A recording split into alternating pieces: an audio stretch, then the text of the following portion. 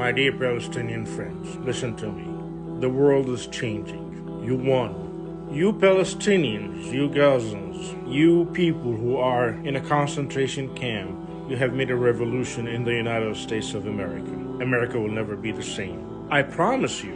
I promise you. I see it. You changed America, let alone defeated Israel. You changed the world. You paid a very, very painful price for it. And the world owes you that. And every American owes you that because you're liberating the United States of America. Forget about everybody else. You Gazans have liberated the United States of America. I promise you that. Do not accept anything less than from the river to the sea. All of it. You should be ruling the world. You're the only people who are fighting for freedom and liberty. Everybody else is playing